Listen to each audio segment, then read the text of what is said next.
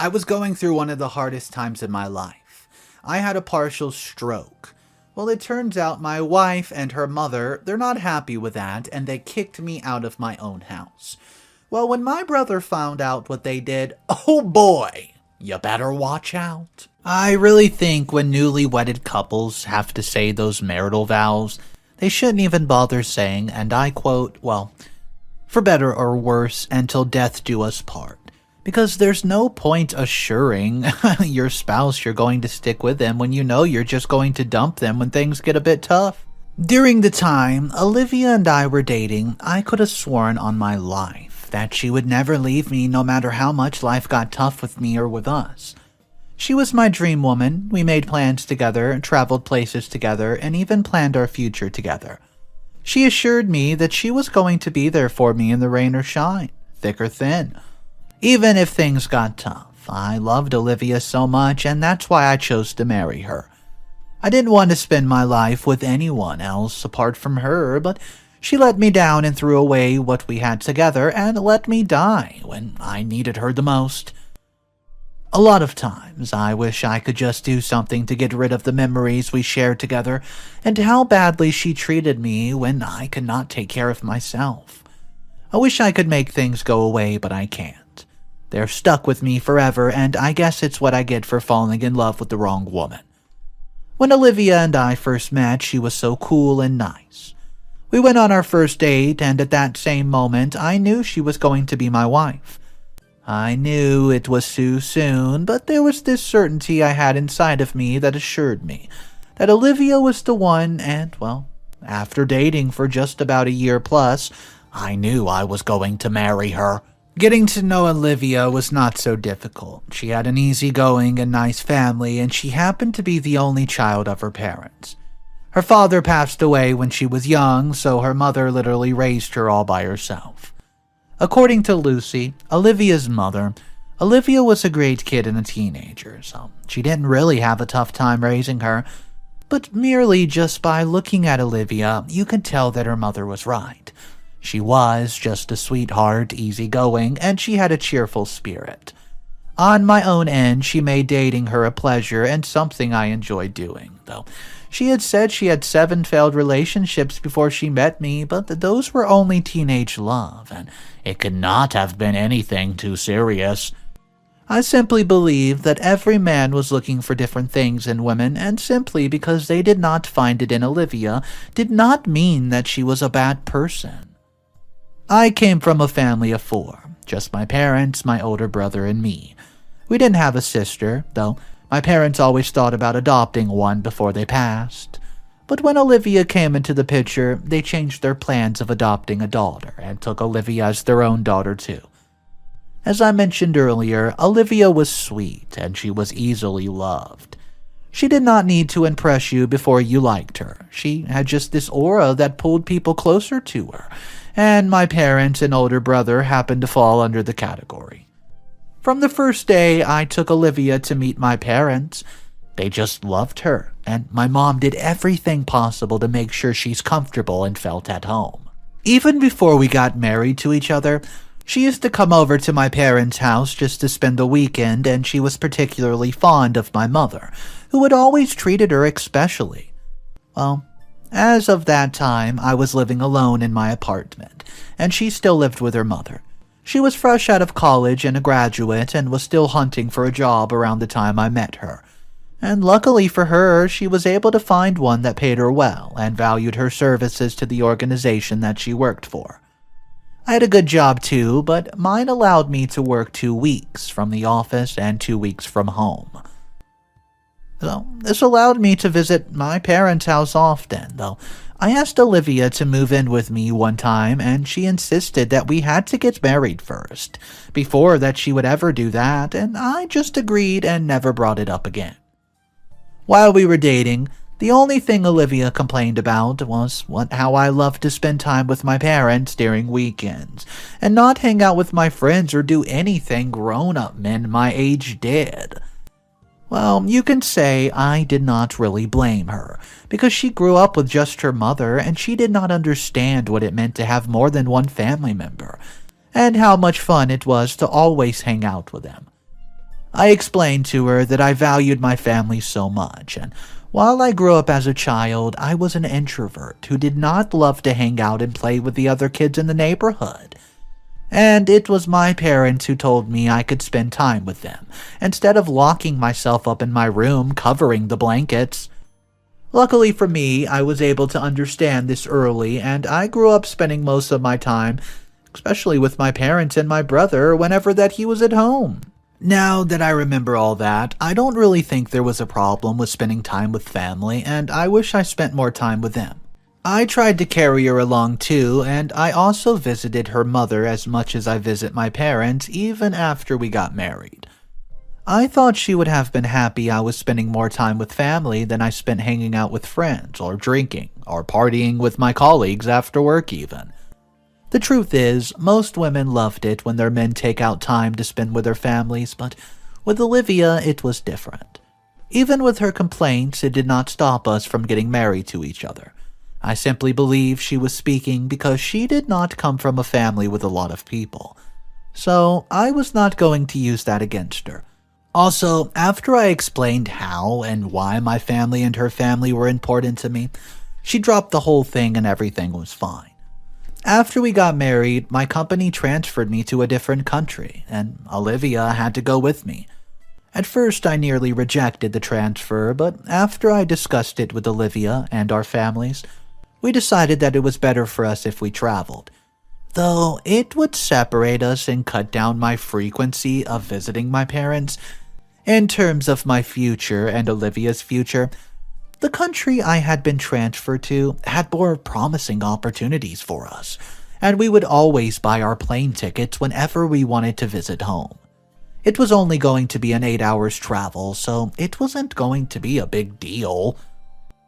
Alivia and I moved into the new country, and we did our best in settling in. Though it's not easy for the first couple of months. Well, we made a few friends, and lucky for us, we were able to find Alivia a new job, just a couple weeks after we traveled. Life in the new country was okay, though I had to adapt to a whole lot of things, and food, it was something that we could do. My transfer came with a higher pay, and this made it easier for us to rent a better apartment during the weekends when we were both not working. We would hop on a train and go check out places that really stood out around the vicinity that we lived. At the time we moved to this new country, it was around late 2018, and by 2019 we had adapted and could move freely on our own, without checking out maps or anything like that. Alivia and I did not have a child because the first time we tried, she got pregnant. And unfortunately, it did not take long before she had a miscarriage. So we decided to wait until she was ready again. We did talk about it a couple times, but she always assured me that we would have one when the time was right, so hey, I didn't want to be too pushy. By this time, we had been married for 3 years and really wanted to surprise my mother with the news of Olivia's pregnancy. Or I simply wanted our travel back home and she would see Alivia with a little baby bump. It was just what I wanted. Well, sadly, that never happened. And that's because a deadly virus came and swept the world when nobody expected it. Around early 2020, well, you know what I'm talking about because of how serious it was. Countries even placed travel bans, and I could not be with my parents when they needed me the most. In the beginning, when the virus broke out, I assured my parents that as soon as the travel ban was lifted, I would come back right away with them. My country wasn't really, affected as much because it started in some countries, and before some people began to fall ill, there was already quite the amount of awareness. So we all tried as much as possible to remain at home. The first 2 months after the virus began, my work became fully remote. It was almost impossible for anybody to do on-site jobs then, unless you were a medicinal person, and, they needed you to do medicine work. So my ex, and I worked from home, and we tried as much as possible to live within our budgets, when we realized that the ban and restriction of the movement were not going to be lifted as expected in just a matter of weeks. My bad news started when my company began to downsize. At first, they laid off a couple of people because they claimed that their services were no longer needed. And I wasn't really bothered because my role in the organization was just handled by me and another of my colleagues. Also, I've been working with them for more than 7 years, so I wasn't expecting them to get rid of me just like that, but hey, I guess you can say I was wrong. One Sunday morning, I woke up to the mail from my organization, telling me that they had to make a tough decision between picking me and another guy. Unfortunately, I had to go. They promised they would reach back to me once everything was settled, but I knew it wasn't true. It was really a heartbreaking moment for me at that point, coupled with the chaos and fear that the world was in. Alivia was lucky her company did not lay her off. Also, she had an online store where she drop-shipped and sold goods to whoever made a purchase online. So, money was certainly not an issue for her. I mean, I had some savings, but I knew it was only going to be a matter of time before everything was gone. During that period, Alivia assured me that she was going to support me in whatever way she could, and that's because she knew I had nothing to fall back on, because I have dedicated my time and everything I had to my former organization and job. Well, I did not have anything to fall back on, not even a skill, nothing. So for the rest of the lockdown, I spent time at home trying to help Alivia take pictures and just post her goods on the platforms. It was quite fun, but we were not making the kind of money that we simply expected to make. We just didn't. The business was good, yes, but as a side hustle, not as the main source of income one might look for. During this time, my parents contacted me that they were sick, but I was simply unable to go to them because, well, of the travel ban. The only person that was able to look after them and care for them was Jude, my older brother, and he assured me that my parents were not really ill. Well, he said they were probably homesick, so I had nothing to worry about, and in the end, he didn't even go to visit them because he lived in another state, and it'd take him almost 3 hours to get to my parents' house. The truth is, the kind of bond I had with my parents was different from what Jude had with them. He was more of the tough-looking, cool guy who preferred to hang out with his friends than hang with his family while he was a teenager. If it were me that lived in the same country as my parents, I would have visited them the same day they complained about their health, but Jude did not. If only I knew it was the last time I was going to hear my mother's voice, maybe I would have persuaded Jude just to go check on them and not just think that they're homesick. When my parents complained, they never really mentioned their symptoms. They just said that they were ill, and when I jokingly asked if they've gotten, well, the virus, we just laughed it off. It wasn't until Jude called me a couple days later that he had gone to our state hospital because my parents had both contracted it. My mom called the emergency when my dad passed out on her, and before they got there, he passed away. My mom, well, she also passed away a couple days later. The hospital tried everything it could to save her, but there was simply nothing that they could do at the time. To be honest, I thought my brother was playing a cruel prank on me when he broke the news because I could not believe it, and, well, it did not make any sense to me. But I confirmed it was true when he sent a picture of the doctor report and a picture of my mom and dad laying next to each other where they kept the dead bodies. That year was the toughest moment of my entire existence. It was one thing to lose one parent, and it's definitely another thing to lose both parents at the same time.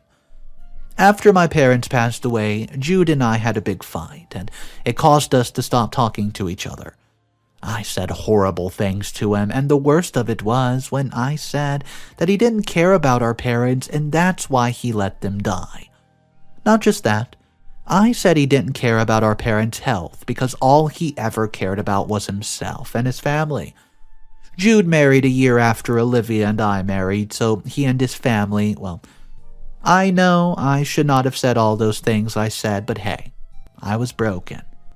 Because, well, of my parents' demise, I took solace in drinking. It was alcohol, and the only thing I looked forward to were the bottles of alcohol. I would drink them and cry until I eventually just slept off. And by the time I would wake up, I would still continue from where I left off. Update number 1. After the travel ban was lifted, Alivia and I returned to our country for the burial. And after the burial, we did not travel back because there's no point. It was my job that took us there in the first place, and since I've been sacked, we were better off in our own country. Olivia's business picked up well, and after a lot of contemplation, we moved into my late parents' house. I thought it was better to live there because it would keep me connected to my parents. During the whole burial preparation, I didn't, a word to Jude. Not a word, did I say. I was just too mad at him to speak to him. I didn't want my parents to be buried with other people as it was done at the time because of the high rate of death. That's why Jude and I, alongside some extended family members, came together to do a small memorial burial for our parents. After we returned, my drinking conditions became worse. The whole time of preparing for the burial and the after effects of burying our parents had taken its toll on me.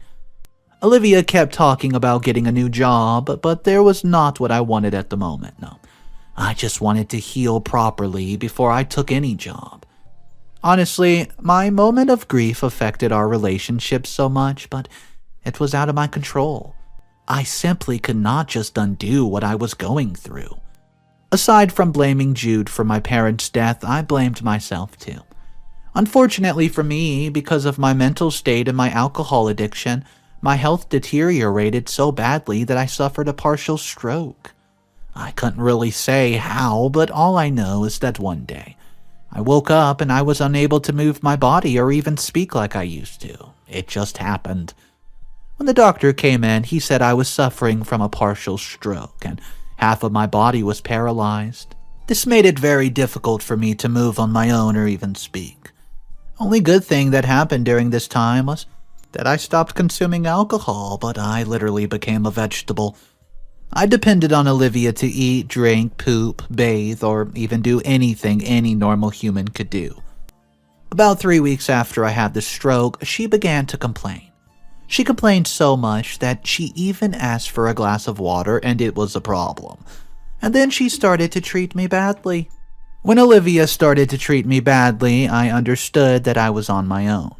If I was thirsty and she did not help me get water, I would remain there for hours until she eventually did. Her treatment of me kept becoming worse, and there was nothing I could do about it. Most times, I would end up not taking my medicine for a whole day because she neglected me. Deep down, I believe she acted that way because she was stressed out and would change when her mother joined her, but that was only the beginning. Alivia invited Lucy to come over. She spoke about it to me and I agreed. She said Lucy was coming so they could take care of me together, but I was deceived again. Update number 2. Well, guys, when Lucy came, Olivia's attitude toward me got even worse. And because of my condition, I was wearing those diapers aged people wore, and if I pooped and peed in it, I'd wear it for hours. If Alivia found out that it was filled, she and her mother would pull me to the bathroom, turn on the shower and leave me there in a mess for a couple hours, then return whenever they remembered to pull me out. If they made meals at home, they'd remember to feed me at night so I wouldn't die of starvation. Nobody took care of me as Alivia promised, but they ganged up against me. And despite treating me so badly, they still complained about how much of a burden I was. Alivia repeatedly called me an incomplete man, while her mother would occasionally just crack jokes about me being deformed for life, and how I would end up becoming a deformed, crooked old man that kids would never even want to be around, and they would run when I get older. I used to think that my parents' death was the hardest moment for me, but it wasn't. It was living with Alivia and her mother, and seeing how they treated me like an animal with each passing day. As if starving and maltreating me wasn't enough. Together with her mother, Alivia moved my things to the basement of the house. It was a horrible experience for me there. She said she could not have me sleep in the same room with her anymore, so it was better if I stayed in the basement where I'd have my space. I could not say or do anything, so I got moved to the basement. And there, the only time I saw Alivia was only when she was bringing me food. I could stay there without having my bath for days, and if they're eventually going to help me to the bathroom, the whole house would stink. One of the most heartbreaking things for me to see was when I was taken out of the basement after 3 days, and I realized that Alivia have removed all of my parents' pictures, replaced my mother's old couch and changed the wallpapers, and thrown out some stuff. The moment she saw the disappointment on my face, she began to laugh with Lucy, and she told me that she did all of that because the house smelled like old people. Yeah, she's talking about my late parents, and she simply wanted to get rid of it. The truth is, those were the things that reminded me of my parents. My father loved those wallpapers, and my mother loved that couch. It's one of the reasons we moved into the house in the first place. I just wanted to be connected to them, hoping that it would help me heal faster. Alivia had no right to make any changes in the house. It wasn't her parents' house, and she simply knew what all the stuff meant to me. To her and her mother, it was funny, but to me, I was almost breaking down. When all of that happened, I wish I could yell at her and her mother, but I couldn't. It was quite shocking how she moved from, "I'll do anything for you," to, quote, "treating me like cabbage." Then one day, the worst of all happened. I stayed for 2 days without having a bath and changing my diapers, and the odor began to penetrate the home. Alivia was doing something in the house, so she asked her mother to take me to the bathroom and leave me there as usual, but unfortunately, in a bid to step out of the bathroom, after leaving me in the shower, she slipped and fell. When Alivia rushed in, her mother blamed me for making her fall, and Alivia began to hit me aggressively. By the time she was done, I had bruises on my arms, my faces. To be honest, I thought I was going to die. She kept saying, "So this is what I get for taking care of you, right? Because your parents are dead. You want to kill my only parents too?" She would say that while she hit me. Then she laughed and went to look after her mother, and when they were done, she came back to me in the shower and did not say a word to me. But unlike Alivia, this time around, she helped in drying me up and wearing my clothes. With that alone, I knew something wasn't right. In anger, Alivia and her mom packed a box of clothes for me. They helped me to the back seat of my car, and Alivia drove me to one of the homeless shelters in our city. They left me outside the shelter and drove off. Unluckily for me, it was the kind of shelter where you had to wait till 7 p.m. to sign in. They had a set of rules, and if you were lucky to get a bed on your first night, then the stars were really aligned for you. See, I was able to get in on the first night, but all the beds were filled, and I had to sleep on the flappy old foam on the floor. It was simply just terrible because the shelter had people farting, snoring, yelling, and talking in their sleep. And I knew I wasn't going to last there for a week. Somehow, because of my condition, some kind-hearted man looked after me.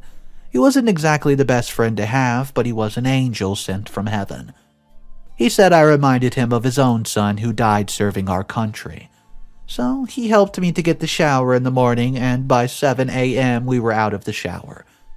It was night at the shelter, not a day shelter. I never thought I'd admit it, but being in the basements was far better than staying in that homeless shelter. In a few days, my skin had those red bite marks, which turned out to be from bed bugs, and that's not something anybody would wish for. During the day, I had just to hang out around the shelter with my new friend.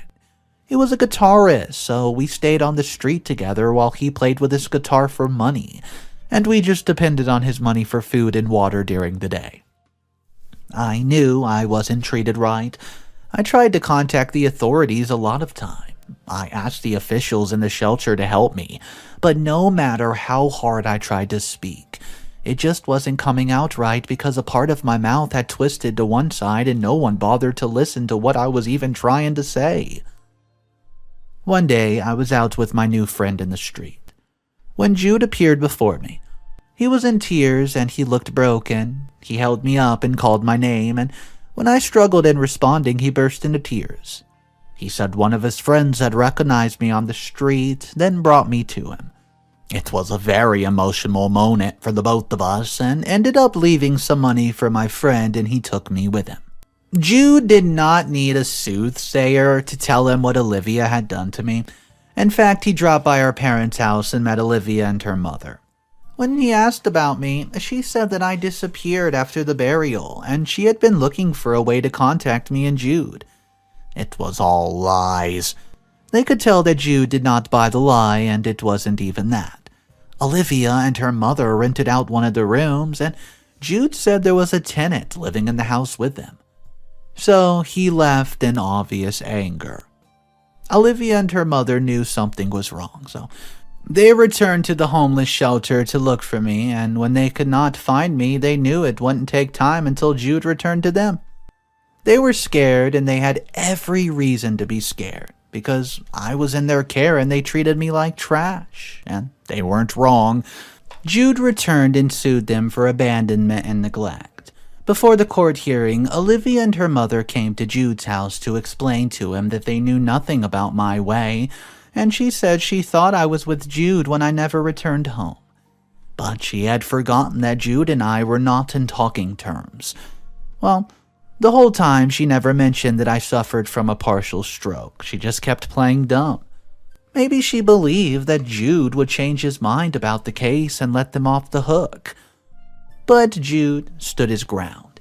In fact, on their third visit, Jude pushed me out of the wheelchair and revealed to them that he knew everything they've done to me, and they were going to jail for it.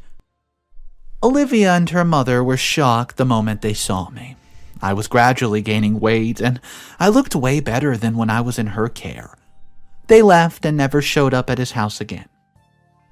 As Jude predicted, that same very week, Alivia and her mother tried to flee the country because they knew we were likely going to get them and have them found guilty, but Jude already made plans. He informed the authorities and they were caught. And when they were found guilty, they were ultimately sentenced to 8 years imprisonment before Alivia was sent to jail. Jude helped me in processing my divorce papers and she signed them.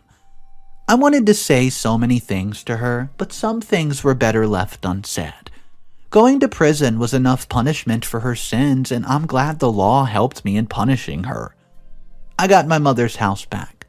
Everything that belonged to her and her mother was thrown out, and we evicted the tenant too, and the property was just simply not meant to be rented. Thankfully, Jude and his beautiful wife nursed me back to full health. And even when I lost hope of walking again and speaking properly, hey, my health was restored. As I write this, I can now walk on my own without any support, and I'm gradually picking up the pieces of my life again. I wouldn't know what to do if I was in OP's position, and well, having a partial stroke, I can see how it would basically end the life how you were living, having to depend on everybody else. But let me guys know, I need to know this from you. Do you think OP's wife and mother were so out of line that they deserve that 8-year sentence? I would like to hear from you guys. Go ahead and drop your thoughts down below. Let's talk about it in the comment section. Maybe you had to watch somebody in your lifetime who could not care for themselves, so maybe you understand that burden, how they said it in the story a little bit. So I would like to hear from somebody with experience. So drop that down below. Let me know if it was too harsh of a story and if they got what they deserve or OP's brother was over the top. There were comments about both sides of the story, so it could go either way in the comment section. Guys, I'll see you guys there. Have a fantastic day. Make sure you subscribe for daily videos, just in case there's another update for this. I doubt it. It looks like it's pretty much over, but you never know. So subscribe, and I'll see you guys in the next one. Have a fantastic day.